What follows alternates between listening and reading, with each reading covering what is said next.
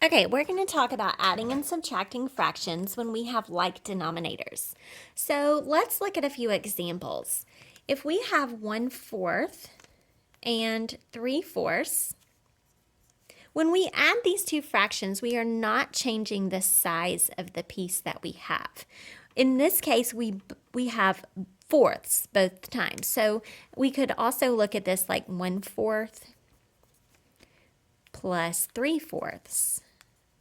That would give us 4/4.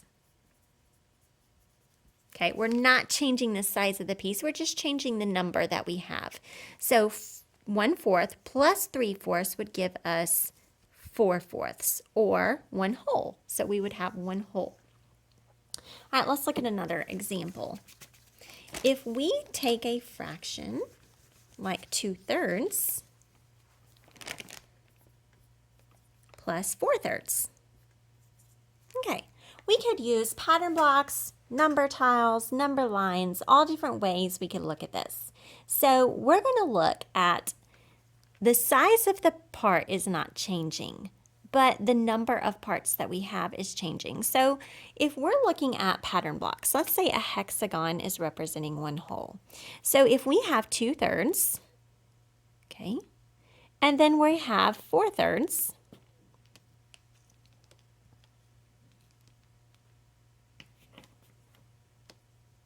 here's 3/3, and then one more third would make 4/3, so we could add that third over here.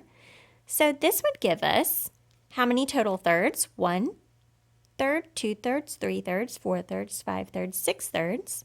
We have 6/3, or we could say this is 2 wholes. This is equal to 2 wholes. Okay, so if we look at this same problem on a number line,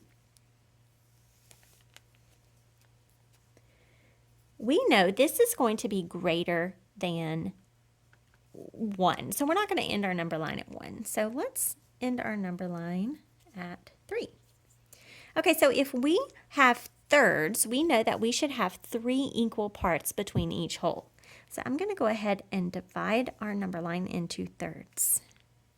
Remember, we're counting the spaces between the holes, not the tick marks. So here we would have 1/3, 2/3, 3/3.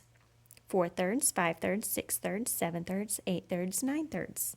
Okay, so if we have 2/3, that would end here. 1/3 plus 1/3. See, this is 2/3.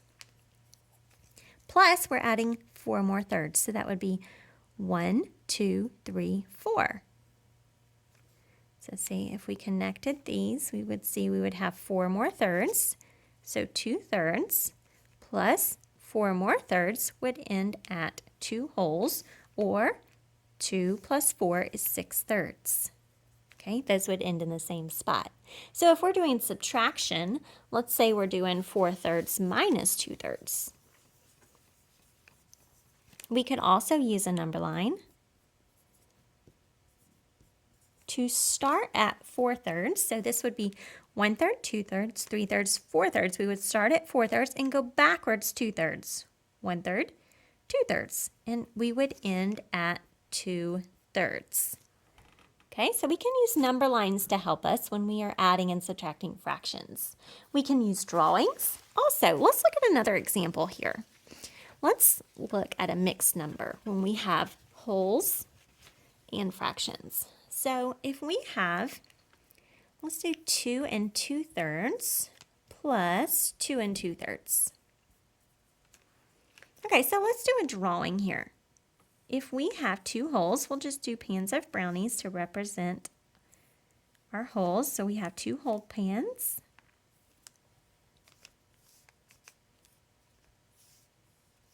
Let me draw a few pans of brownies.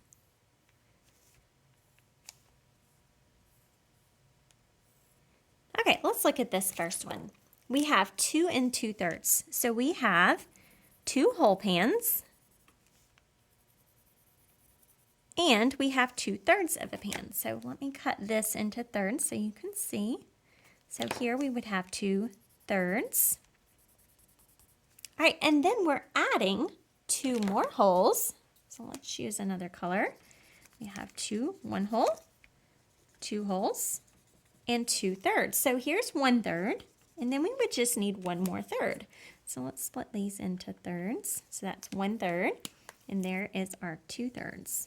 Okay, so when we add these together, we have 1, 2, 3, 4, 5 wholes and 1/3. Okay, we can also look at this another way. Let's write it this way. Okay, if we add 2/3 plus 2/3, we know that is 4/3. So we have 4/3. And then if we add 2 wholes plus 2 wholes, we know that equals 4 wholes. So since 4/3 is greater than 1, we can see we can decompose that and say, okay, we know 3/3 equals 1 whole, and it takes 1 more third to get to 4/3. So this is 1 whole. We can add that to our 4 wholes, which gives us a total of 5 wholes, and then we have 1 more third. So both ways, we got 5 and 1/3. We can use a drawing. We can use our mathematical thinking here. All right, let's look at a subtraction problem.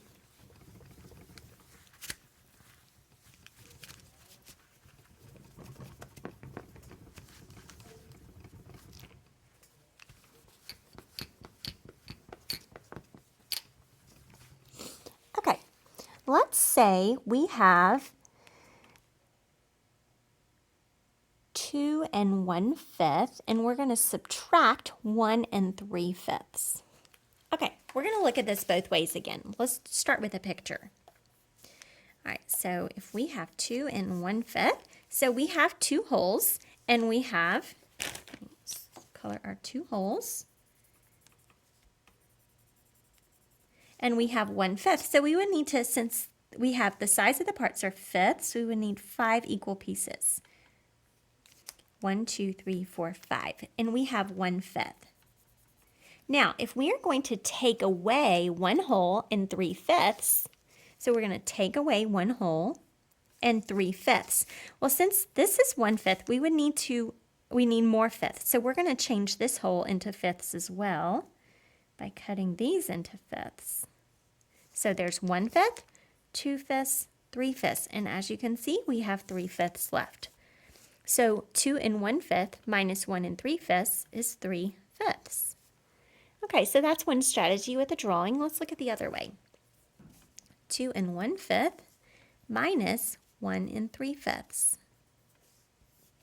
Okay, so it's not easy to think about 1/5 taking away 3/5. Since we don't have enough fifths, we're going to trade a whole for fifths. So we know that 1 whole made 5/5. So we're going to add 5/5 to our 1/5, and that gives us 6/5. So now we have 1 6/5. So I'm going to change this to 1 6/5.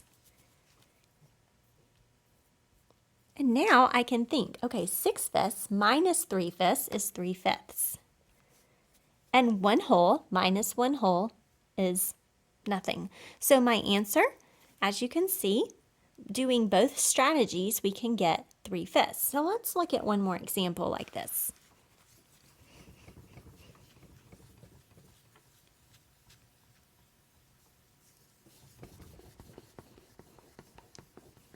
Okay, let's do 5 2/3, and we will add 1 3/3. Okay, so in this case, we know that 3/3 is equal to 1 whole.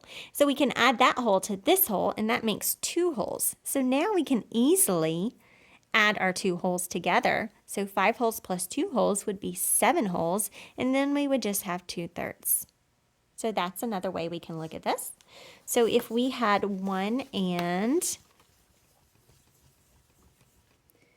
2/3, okay, we can add our 2/3 together. 2/3 plus 2/3, that gives us 4/3. And 5 wholes plus 1 whole is 6 wholes. Now, since this is greater than 1, we can decompose and pull out our wholes. So we know 3/3 makes 1 whole, and then it would take 1 more third to get to 4/3. So we can add this whole to this whole, and that would give us 7 wholes, and then we would have 1/3 left over. Okay, so those are several different strategies that you can use when you are adding and subtracting fractions with like denominators.